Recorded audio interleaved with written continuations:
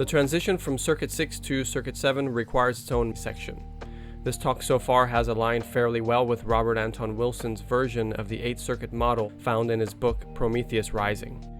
But now I'll lean more into the yogic aspects of 8th Circuit Yoga and Jung's mystical work. I call the transition from Circuit 6 to Circuit 7 the Numinous. Numinous is a word that Jung often used to describe an experience that evokes strong religious or spiritual feelings. These feelings indicate or suggest the presence of a divinity. Peter Kingsley says the word numinous conveys a sense of the sacred and can be understood as the experience of the impossible in our lives. So far, everything that's been covered in this talk has been somewhat within the boundaries of normal public discourse. A few topics that I've covered may be on the fringes a little bit, but one can stretch mainstream science and psychology to cover it all in a reasonable way. This section begins the journey into what I've concluded is the key to mystical and esoteric traditions spanning from prehistory to the present. And here things get far more unreasonable and irrational. I can't objectively back much of this up. The distinction between subjective and objective is now blurred to the point of meaninglessness. When the highest circuits are activated, our experience of the world seemingly steps out of space, time, logic, and reason as we normally know it, and we seem to tap into something else, another way of living. To be honest, for some, this is kook or weirdo territory, and I have to agree, it's kooky, but that doesn't make it untrue. So to quote Goethe in Faust, it is with reluctance that I disclose this higher mystery. People nowadays have such hopelessly muddled ideas about anything mystical, or have such a rationalistic fear of it, that if a mystical experience should ever come their way, they are sure to misunderstand its true character and do anything to protect themselves against or just suppress its numinous reality. Knowledge of the highest circuits is sort of hidden in plain sight. In every generation, there are a few people that attempt to bring this knowledge to the public's attention but are ignored. Many have been condemned to death. Those that have gained popularity have often been misunderstood or misrepresented by others.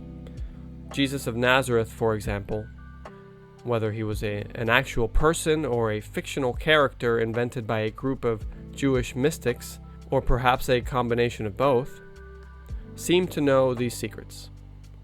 Some of these secrets he shared widely and disguised them as parables. According to both canonical and extra-canonical biblical sources, Jesus kept most of his important teachings to an inner circle.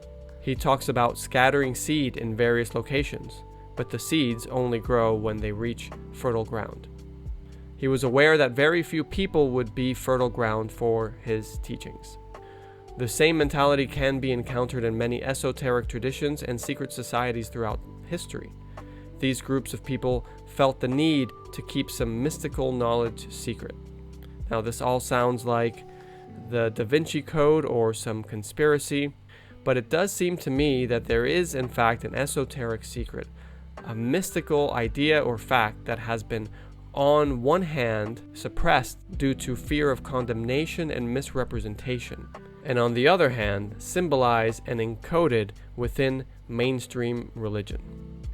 The secret can be found in the depths of the unconscious. If you attempt a visit to the depths of your unconscious, dark basement mind, with full awareness of what you are doing, you'll likely encounter an archetype that will lead you to activate Circuit 7 in a fully conscious manner. I'll tell you a personal story. About 6 years ago, I learned about Leary's work and the 8 circuits for the first time.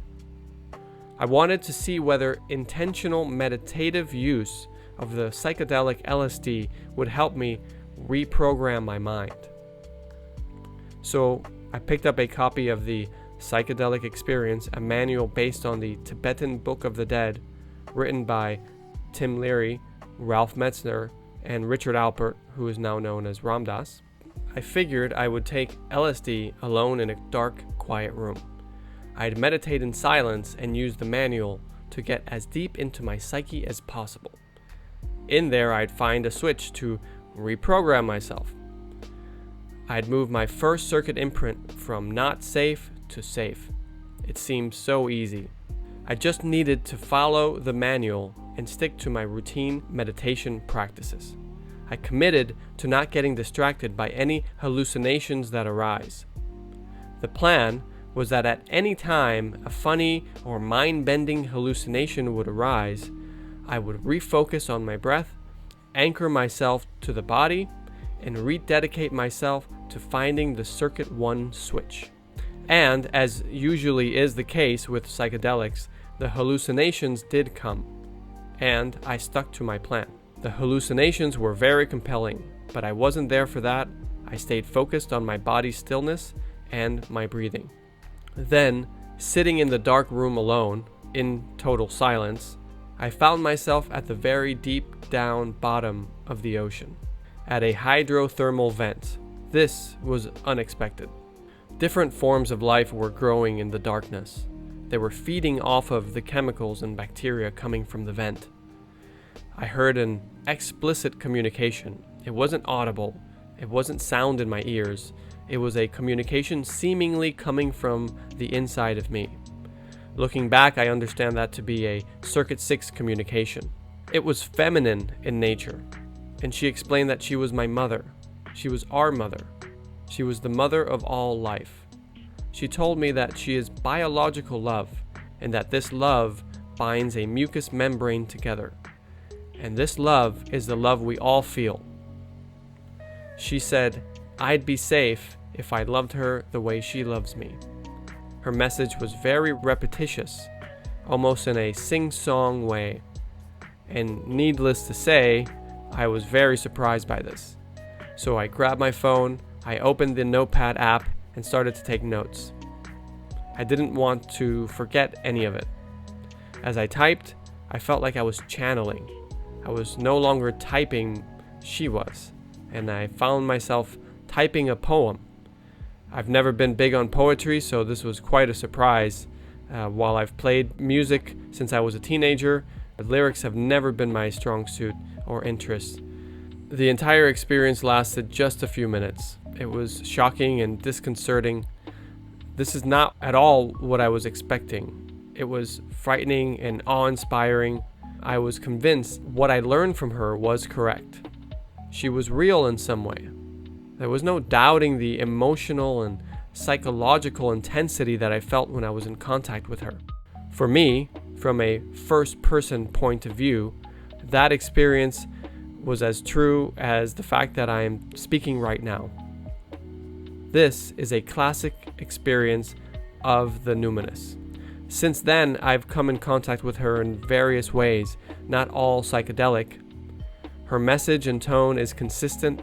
It's assertive, most times with a tough love type of tone. She says things like, I'm the mother, you are mine, I love you, you should love me, you should worship me. She admonishes, asking, why do you forget about me? Telling me, if you love me, you will be safe. And saying, I'm always right here. After several of these experiences, I've come to understand that the concept of the goddess isn't some dogmatic or religious fiction. The goddess, the Great Mother, is truly a powerful archetype within our unconscious mind. One that has been encountered by human beings since prehistory. Isis is one name for the goddess in Egyptian mythology. In ancient times, there was a statue of her in the Egyptian city of Sais. The statue apparently bore an inscription saying, I am all that has been, and is, and shall be, and no mortal has ever lifted my mantle. Immanuel Kant, a German philosopher and one of the central Enlightenment thinkers, said, perhaps no one has said anything more sublime or expressed a thought more sublimely than in that statue's inscription. This image here is a modern depiction of that statue. She's covered by a veil.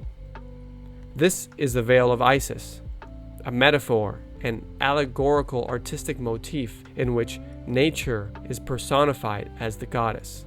The veil represents the inaccessibility of nature's secrets. She herself told me once that we're not supposed to notice her. Plato said that this world is a living being endowed with a soul and intelligence, a single, visible, living entity containing all other living entities, which by their nature are all related. Plato called this the mother, the receptacle of all creation. It's appropriate that the founder of Western philosophy would say such a thing, since the very word philosopher means lover of Sophia. Sophia is wisdom personified as a female spirit entity or goddess. The veil of Isis has parallels with the idea of Maya in some forms of Hinduism. In these traditions, the nature of the world is a feminine being, and our daily lives are a misleading illusion. Author Peter Kingsley has spent his career going on about how early Greek philosophers such as Parmenides and Empedocles visited the underworld, where the goddess was met. I personally have no doubts about this, since I encountered her, but I can say how incredibly strange this all must sound. The goddess's work is to show us we are living in an illusion and help us to realize we are surrounded by illusion. Listen to what she's saying. Follow her in what she's doing. Accept her invitation. We all have to pay attention to her signs. I've chopped this quote up to its bare essence. The full quote can be read in Kingsley's book, Reality. On the left of this slide, you'll find the Temple of Isis in Pompeii, Italy. It was excavated in surprisingly good condition. There are various frescoes in the area, including this one in the middle, showing a Hellenized version of Isis with a snake coiled around her arm. In a neighboring town, you'll find the image on the right, a fresco that seems more influenced by the Egyptian roots of Isis imagery. An ancient writer wrote about Isis worship cults. In one encounter with the goddess, he quotes her as saying, "I am nature, the universal mother, mistress of all the elements, primordial child of time, sovereign of all things spiritual, queen of the dead, queen also of the immortals, the single manifestation of all gods and goddesses that are. I am worshipped in many aspects, known by countless names, yet the whole round earth venerates me." The goddess archetype has been represented by many symbolic forms and names. On the upper left, you'll find Jean Shinoda Bolin, a psychiatrist, Jungian analyst, and author who is quite knowledgeable about the subject of goddess archetypal representations. I recommend looking into her work if you're interested in learning more about the characteristics of different goddesses and how people relate to them in modern day. Starting on the bottom left, you have the Greek Persephone. Next to her, you'll find Nike, the Greek goddess of speed and victory. Above, you have Chinese Guanyin. Next to her, you have Japanese Izanami. Below her, you have the Black Madonna, who is either Mother Mary or Mary Magdalene, according to who your sources are. The other two at the bottom right corner are only two of countless Hindu iterations of the goddess, Kali, which I've mentioned already, and Durga. Up on the top right, you have another Egyptian goddess, Nut. Some other descriptions of the goddess are Queen of Heaven, Supreme Witch, the Bride. I'll mention more on that later. To others, she's simply the Mother. Here's a quote from Jung. "Mother is an archetype and refers to the place of origin, to nature, to that which passively creates, substance and matter, to materiality, the womb, and vegetative functions. Mother also means the unconscious, our natural and instinctive life, the physiological realm, the body in which we dwell or are contained. For the mother is also the matrix, the hollow form, the vessel that carries and nourishes, and it thus stands psychologically for the foundations of consciousness." That last sentence speaks to this metaphor of the basement. Those that encounter the goddess firsthand have no doubt of her reality, at least as a perceivable subjective experience. There is no doubt of her having a personality and behaving autonomously during the encounter. Von Franz wrote, "This female figure appears as a world-creating spirit, who is kind to man and is an understanding divine spirit. who is conversant with God. She is the brightness of the everlasting light, the unspotted mirror of the power of God. She reconciles nature with spirit and prepares the way for a new birth of God.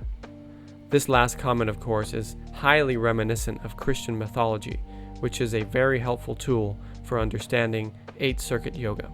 The image on the left was painted by Michael Frubel. It shows a Christian scene, the Holy Spirit descending on the apostles after Jesus ascended to the heavens. Some argue, and in my opinion convincingly, that the Holy Spirit was understood as a feminine spirit by early Christians, including Jesus himself. This book, called Finding Holy Spirit Mother, gives a brief view on the subject. Jesus is quoted as saying in the Gospel of Hebrews, "My mother, the Holy Spirit, took me by one of my hairs and carried me up to the great mount." In the Gospel of Philip, Jesus was also quoted as saying, "Ask your mother, and she will give you that which belongs to another world." As I mentioned at the beginning of this talk, one major and influential Hindu tradition is Shaktism, the doctrine of energy, power, and the eternal goddess. The experience of the Holy Spirit can be understood as an experience of Hindu Shaktipat. Shakti, the feminine goddess energy coursing through the body and raising what is called Kundalini. This is a painting of the Hindu saint Ramakrishna receiving Shaktipat from the goddess. Both he and his famous disciple Vivekananda described how essential the relationship to the goddess mother is for spiritual life. Hindu guru Neem Karoli Baba is quoted as saying, "See all women as mothers. Serve them as your mother. When you see the entire world as mother, the ego falls away." He also said, "You have to understand the mother to realize God," which is basically summarizing the point I'm trying to make in this section, albeit in very religious terms. The workings of the feminine Holy Spirit or Hindu goddess Shakti isn't too dissimilar from the idea of Qi in Chinese traditional medicine. Qi is the Chinese name for the spiritual energy that flows through and animates the body. In classic Taoist philosophy, this goddess energy can be understood as the black aspect of the Tajitu, what we Westerners call the yin-yang symbol. The black aspect is the yin energy, described as passive, but not passive as in weak, rather passive as it is dark, subtle, and hidden. This passiveness allows it to be supremely influential without being noticed. Taoist writings describe true leaders as leading subtly through influence and going with the flow of life, not against it. These individuals tap into yin energy and only use yang energy, the more masculine, obvious, forceful ways of life at the right time for the right reasons. Modern society is quite yang-focused. We're all about power and pushing through, making things happen using force to get things done. These two forces, yin and yang, complement each other but can become unbalanced. Taoist philosophy says that if things start going too far in one energy direction, one can actually see that the other energy is appearing and forming. It's ready to transform the situation back into its opposite, always striving for balance. The I Ching, which I mentioned previously, is an ancient Chinese divination system. It is a method through which one can establish a direct communication link to the feminine spirit of the world. This is a subject that warrants a lot more detail and explanation that can be given here. I've had good fortune with this connection personally. I'm happy to schedule a one-on-one divination session for anyone who is interested. I can't provide any guarantee of success or that anything special will happen, but it's always interesting to see what the I Ching says. This is an example of ayahuasca art. Ayahuasca is the well-known plant medicine used by indigenous people in South America for generations. It is now very popular around the globe. This powerful brew creates an unparalleled psychedelic and physical purging experience, which often lasts up to 6 hours.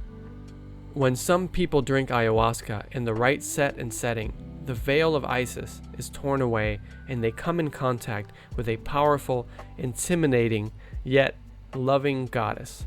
There is a very common misconception that Mother Ayahuasca is some separate entity that resides in the plant, or is different from other goddesses in some way. To me, this is a misunderstanding of what is actually happening. She can be accessed without psychedelics. But for those that want to encounter her desperately, it might be easier, faster, and more visceral to drink ayahuasca in a legal ceremony somewhere. It is important to know that not all ayahuasca drinkers encounter her, and that ayahuasca is indeed illegal in many countries. There is also a physical toll that ayahuasca has on drinkers due to its purging effects. Ayahuasca doesn't mix well with some medications. It's extremely important to do research before drinking it.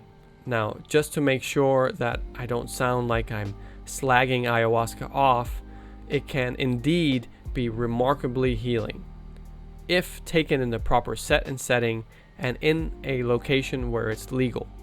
Taking ayahuasca is like strapping yourself to the exterior of a submerging submarine. It can be quite the rough ride going into the depths of your unconsciousness this way, especially for those who are not prepared for the experience.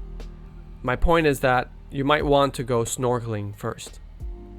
I'll have much more to say on psychedelics in the final part of this talk. Establishing a stable connection and communication with the goddess archetype is a major step towards what Hindu sage Shankara called Vidya, true knowledge. In Greek mythology, the female deities, the muses, were a gateway into the mysteries of creation, such as the arts, music, and science. In one of my favorite lectures, spiritual teacher and psychologist Ram Dass explained that in order to get to the father of Christianity, the emptiness of Buddhism, and the Brahman of Hinduism, one must, quote, go through the mother baby. This is actually an illustration from a book he wrote in dedication to Neem Karoli Baba called Be Here Now. Ram Dass described the situation as such. The mother is all forms. When you realize what the game is, you realize everything is fed to you by the mother. This happens until you finally see life as a flow, the flow of the mother. So you consume the mother until you are the mother. He quotes the Hindu song of Mahamudra. At first, a yogi feels his mind is tumbling like a waterfall. In mid-course, like the Ganges, it flows on, slow and gentle. In the end, it is a vast, great ocean where the lights of child and mother merge into one. Now, this next point I'm about to say is a tough one for many of us.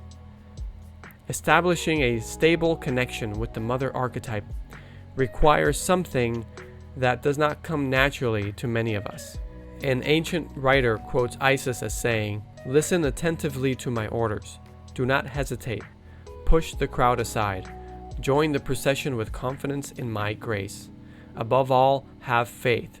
Do not think that my commands are hard to obey.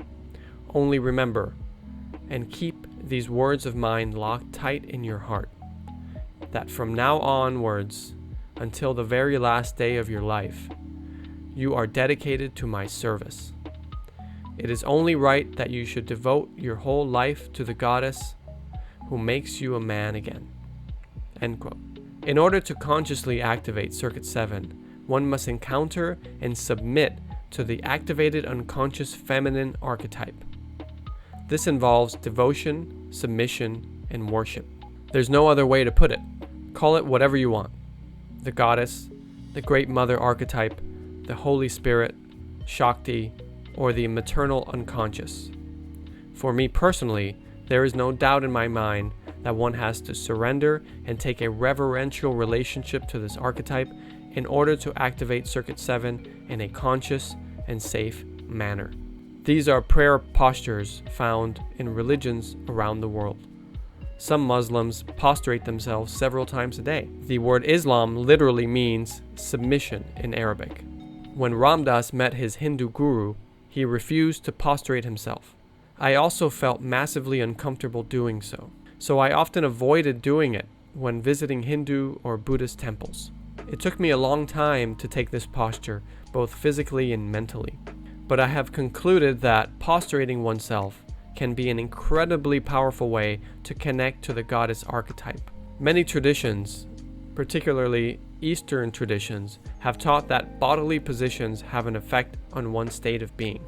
I personally think prayer prostrations, as seen in these pictures, are intimately connected to the first posture we all took back in the womb. This is the posture we were formed in, when our bodies were at their most helpless and literally connected to Mother Nature. The fetal position is understood by many to be an instinctual reaction to various situations, to stress or to trauma. This position is believed to be reassuring and soothing. Addicts going through withdrawal, sufferers of panic attacks, and people grieving tend to enter the fetal position unconsciously. An ayahuasca medicine worker once told me that people in the throes of intense hallucinations tend to take a submissive prayer pose.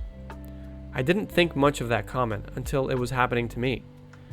During an ayahuasca ceremony, I quickly realized that the only position that I could process what was happening was the prayer pose. Total conjecture on my part, but I think this posture may help our nervous system better access the mother archetype and its feminine life energy. Don't get me wrong though, obviously not everyone who takes this pose is having some intense encounter with an archetypal goddess. Many prostrate themselves out of cultural or religious traditions, not having any idea of its implications or possibilities. You can find this pose in most Hatha yoga classes. It's called Balasana, child pose. You're not suddenly some sort of enlightened person by doing it. But I do think that taking this pose with the appropriate intention towards the goddess archetype can create a sense of connection to something larger than our individual status quo selves. I've come to think and see our bodies as having the ability to serve as channels for energy flowing from the feminine archetype. If we become open to her creative energy, that energy enters the world through the nervous system in our bodies.